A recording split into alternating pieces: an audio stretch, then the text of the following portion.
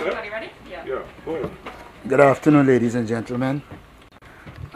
This afternoon, I want to do a kind of preliminary review of what happened in Region 1 before I move on to some other issues.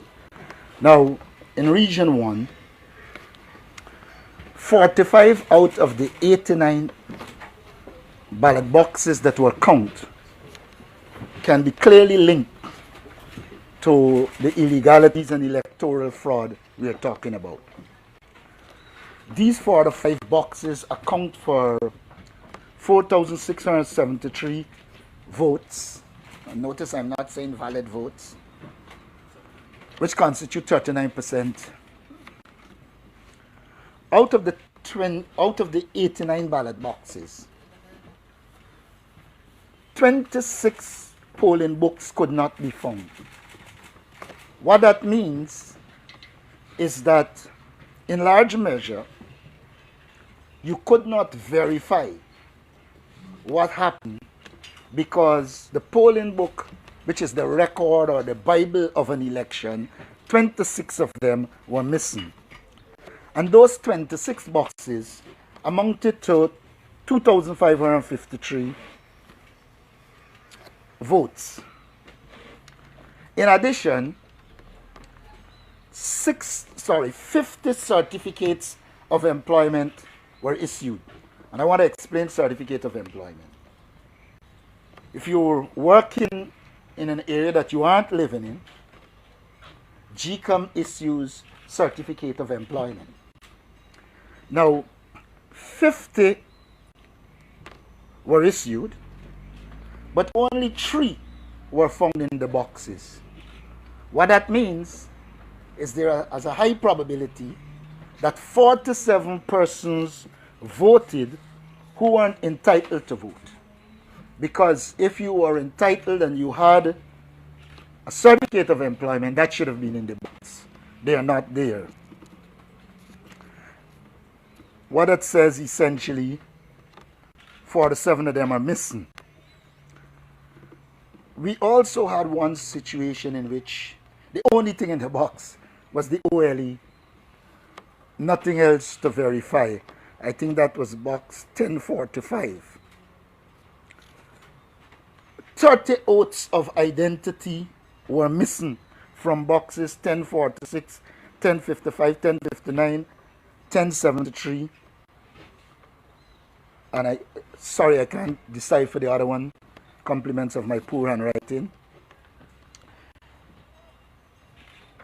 2 persons voted with IDs that were not collected. And that also tells a story. And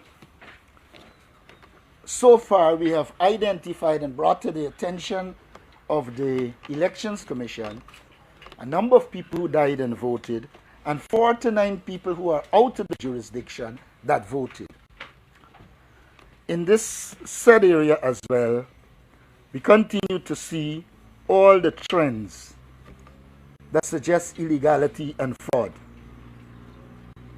We need to note that 90% of the certificates of employment were missing. We also did some analysis of the first 10% of the boxes in District 3. What is interesting here is that in that first 10%, 167 persons who voted were out of the jurisdiction. And those lists also had people who died and voted. As we continue the work, we continue to see a trend which I brought to your attention before, where there seems to be a calculated attempt not to put the 6-digit stamp on votes that are perceived to be in APNU AFC strongholds. Particularly today, we note that 11 votes in box 4152 for the APNU AFC had no stamp. Another 13 that should have been intermixed and be there had no stamp. So what we're seeing here is a clear pattern of not stamping the votes, the ballots. And whenever this happens, it is the APNU AFC that is suffering. I should also point out that in the Region 1 recount, 120 votes were regained by the APNU AFC from envelopes that were PPP envelopes, which is another trend we have seen, where they continue to put the ballots, some of the ballots cast for the APNU AFC into PPP envelopes. And that is why people are saying this process should be quickened, we have to take our time, because you have to go through everything since there are these disturbing trends. I want to also point out that apart from these irregularities that we're seeing, I want to point out to you that at the right time, the APNU AFC will disclose affidavits that we have of people who signed saying the PPP paid them to vote. So all of these things we will deal with as we go along. Those are the initial comments I want to make at this stage. Mr. Martin, just a clarification on the last point you made. You said you have affidavits of persons saying that the PPP paid them to vote.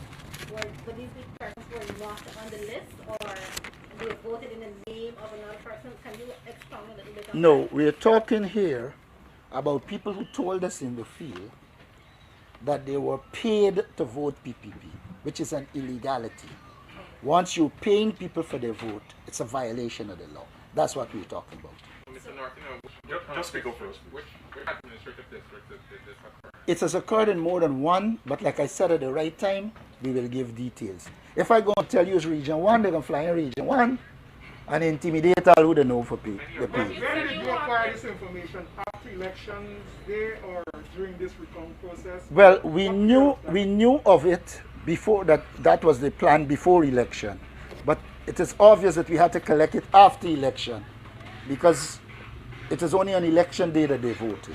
So what's preventing you right now from releasing this information? Because we don't think that it is wise at this stage. There's a point in time, everything that you do politically has to have timing and strategy. And I would say that now is not the best time to release it. So in your opinion, when would be the best time? When the best time comes. After a declaration is made, when this... Well, I don't know what declaration you're talking about. I ran through the order looking to see about this declaration, and I didn't see anything. What impact do you think these irregularities that you mentioned would have on the overall recount process here? Well, it depends on how you view impact. If you're viewing impact from the standpoint of the fact that there are irregularities, the whole process is questioned, then it will impact. And I'm saying to you that what we're discovering, irregularities, etc., are indicative of the fact that it has impacted the process. And impact here is not only quantitative, it's also qualitative. Mr. Norton, just to be clear, are you linking these anomalies to mistakes of the GECOM staff or to intentions of the PPP? What I have said before, and I reiterate here, it does appear to be a pattern in which POs who have been compromised by the People's Progressive Party took actions that are illegal. And it should be of interest that 26 books, polling books from Region 1, where the RO say he's no longer working, are not there. So I am suggesting that there has been a well-organized, orchestrated approach to compromise people and to ensure that these illegalities occurred. That has to be coupled with the fact that the People's Progressive Party fought to keep a bloated list. And one of the best ways of doing what they did was to have at their disposal a bloated list with thousands who have migrated, thousands who died, and having their possession ID cards that they can do what they want to do. And we had been saying that before the elections. Let us not forget, we were all for house-to-house registration. The PPP went to court, and it was blocked. So we ended up with a list that anyone with a minimum common sense would recognize was a bloated list. 600,000 people out of a population of 750,000. And I'm suggesting that the existence of a bloated list produced conditions propitious to irregularities and fraud and brings into question the credibility of the electoral process. That's what I'm saying. Has the coalition made an official report/complaint to the Commission about the irregularities you found in Region 1? If you follow the process, whenever you find an irregularity, you raise it and it is put on the observation report. And they have all been placed on the observation report. We believe at some stage, they will have to be reviewed. They will have to be reviewed, and a decision will have to be taken on it. A lot of people are here talking about votes tabulated. There are votes that are tabulated that are in question, and we raise questions about. And many of them will have to go before the entire GECOM body to be dealt with. Are you concerned that the commission, which is divided by opposition-nominated commissioners and government-nominated commissioners, are still divided on whether or not the observation report will have an impact at the end of the process? Repeat the question. I'm sure I get it. The commissioners are divided on whether or not the observation report will have an impact at the end of the process. We heard what Commissioner Gunrad said, and we heard what Commissioner Alexander would have said. A good journalist will go and read the order and arrive at their conclusion. No, but are you concerned about this division on the commission? I don't know what division you're talking about. Our reading of the order is that these matters will have to be addressed and will impact. But the order doesn't exactly have a provision that states the commission will address these observations in a certain way. There's no provision in the order for that. Well, please reread it. So can you point us to where exactly in the Well, order? I don't have it here, but I read through the order, and there's a point at which it says all of these information will go to the election commission body, and a determination will have to be made at some stage. Mr. Norton, you've laid blame for these irregularities at the feet of the POs. What would be your response to persons who question what were AFC agents doing at the time? My response to that will be what I said before. APNU AFC agents, I was the counting agent in Region 3, and I've said that I went to POs and you point these things out to them, and they said to you, in the final analysis, they just decide. And they decided and pay no attention to your objection. I can identify cases of that in Region 3. And I'm 99% sure operatives in other areas can point to the same thing. And if you follow the rules, the laws governing it, you will know that in the final analysis, that power rests with the PO. And the stamps not being applied when the vote is given the ballot? Who is supposed to apply the stamp? The agents. Which agent? GECOM agents. Presiding officer. The presiding officer is responsible for placing the stamp. Mr. Norton, you mentioned a number 49 for persons would have been out of the jurisdiction and appear to have voted. But I'm not sure I heard you mention persons who have died but appear to have voted. A number. You have an account? I did say it was preliminary, and we still have people calculating the amount of dead people that voted. Okay.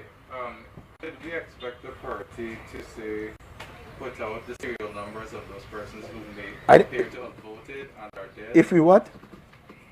Could you perhaps put out the serial numbers of those persons? Our task is to give those numbers to GECOM. When they are recounting, we call them, they are checked, and then GECOM will take it from there. It's not our responsibility to go putting out numbers. We did our job. Our job was to go into the communities, identify who migrated.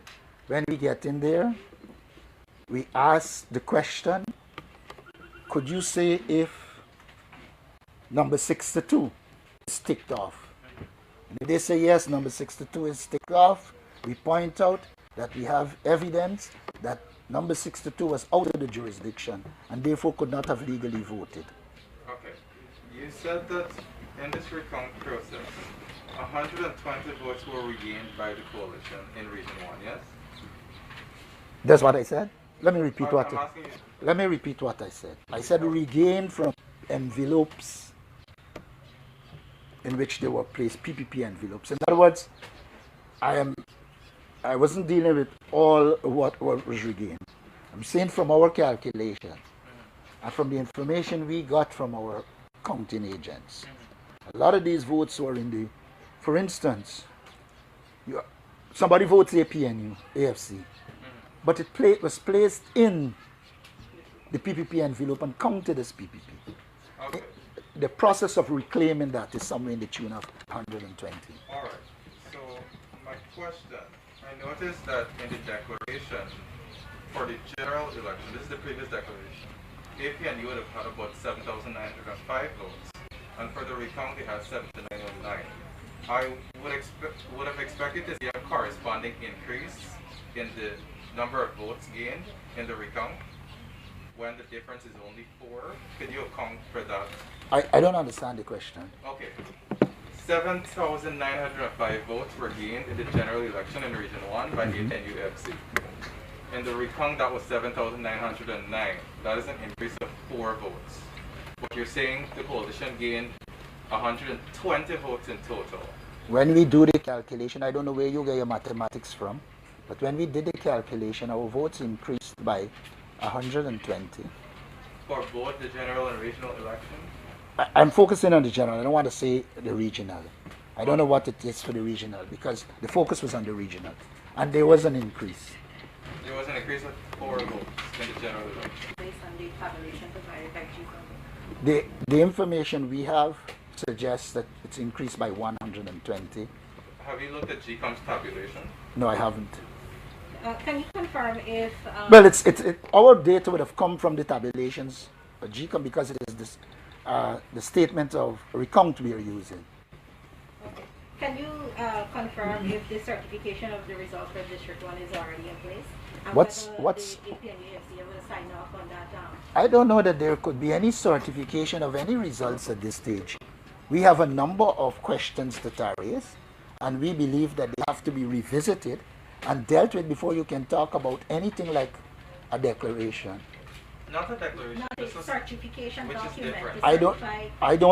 I don't think we have certified any document. There are reports that the contesting party would have received printouts of the matrix to verify and then sign a certification of the results for Region 1. You can receive it, but it doesn't follow that you agree and you sign. Okay, At no so stage did we. Did the coalition sign this? Not to my knowledge. Do you intend to sign it? Well, that is a question that is difficult to answer because one will have to look at the circumstances surrounding it, and if we are dissatisfied, we wouldn't. So the question of intention has to be linked to the question of credibility, and we are questioning the credibility of the entire process in Region 1. You're talking about votes that were garnered with 26 missing polling books, among others. So I don't see us as seeing it as credible and having to sign anything at this stage. What would you want to see done for you to be comfortable and affix your signature to the tabulation for this reason? That seems axiomatic to me. The process must have been credible. If it is not credible, then... So there is no scenario in which you will affix a signature certifying Region 1? No, I didn't say that. I don't know how you arrive at that logic. I'm asking. No. Go back what you're asking.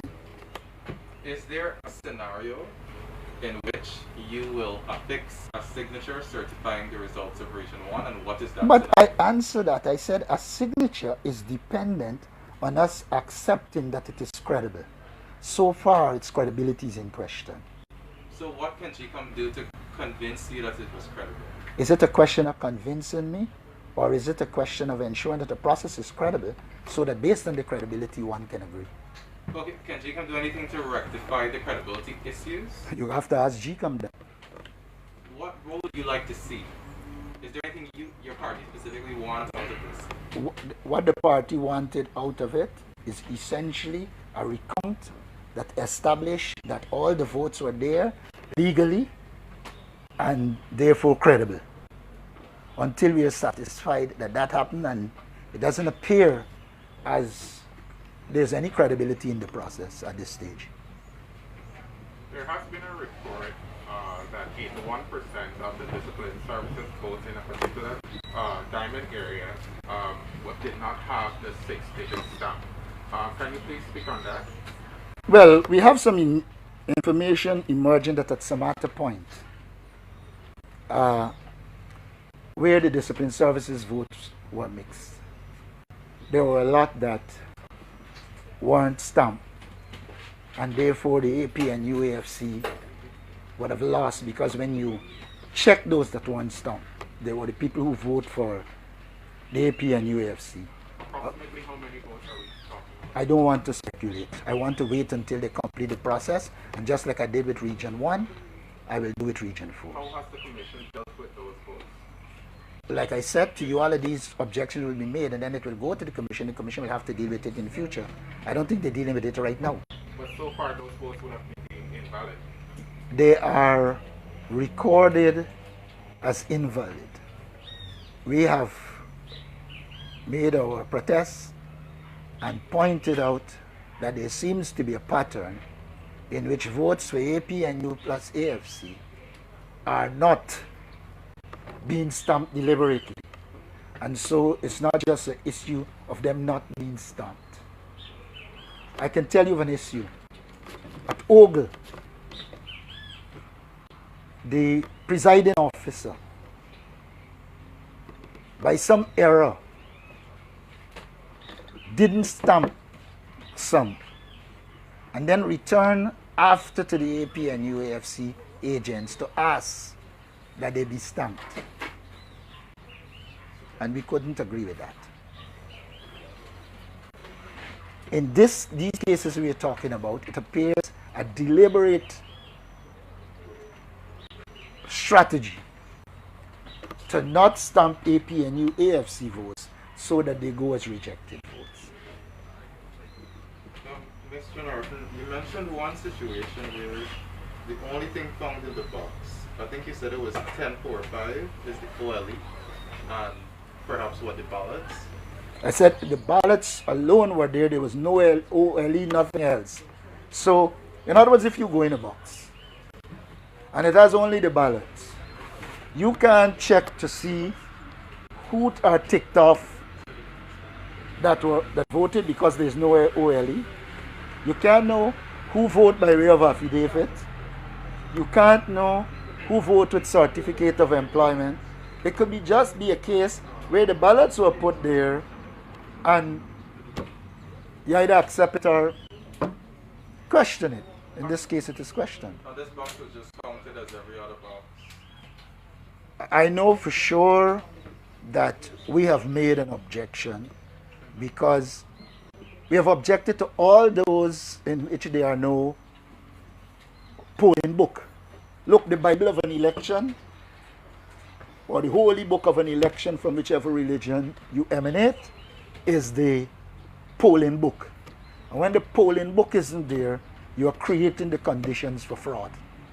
Okay. Does the coalition have like a threshold of number of irregularities before the votes in a particular area could be deemed Not credible. not credible? Well, I said there are two categories of illegality. One is quantitative, what you're talking about. The other one is qualitative. How do you put a quantity on the people who are allowed to vote twice, which you can't discern from a ballot recount? Don't forget, the PPP was pushing for a ballot recount. We wanted more than that. And even with that, there are many areas of fraud you can't pick up. So qualitatively, you will know there is a high level of fraud. Quantitatively, you might not be able to put a number. And so one has to look at both the quantitative and qualitative aspects of the illegality to determine the extent to which the process has been compromised. And there's a quantitative number running, I would assume. I wouldn't put a quantitative number. Mr. Norton, perhaps when your party has summed up how many people who died and appear to have voted, could you tell us that total? I think I answered that before you, No, unless you you said that they were still summing up. You said 49 out of the jurisdiction appear to have voted, but you didn't give a number for... I did say that I will get a number at some stage when they finish the process. Mind you, one dead person voted is an illegality. Let me remind you in this country that one of the biggest battles fought over the years is over dead people voting. And so, I don't know if it is the quantity alone that matters. It's a violation of law, and it makes the process questionable. I want to also point out that I've heard a lot of people call for this person to be sanctioned because of illegality. But as we point out these illegalities, people are silent on those people who should be sanctioned for doing some of the things that were done in this election. Well, GECOM commissioners have actually spoken about the process they want to take up to blacklist deviant and incompetent officials after the election. Well, you see, you might say incompetent. Incompetence and deliberate illegality are two different things. Well, they said deviant or incompetent. But it could be deviant, it could be incompetent, it could be illegal, it could be fraudulent. You have to work out the categories. What I do know is that there's a narrative being pushed to suggest it was the mistakes of the POs so that they can hide the fact that there was a coordinated approach to compromising presiding officers in this last elections.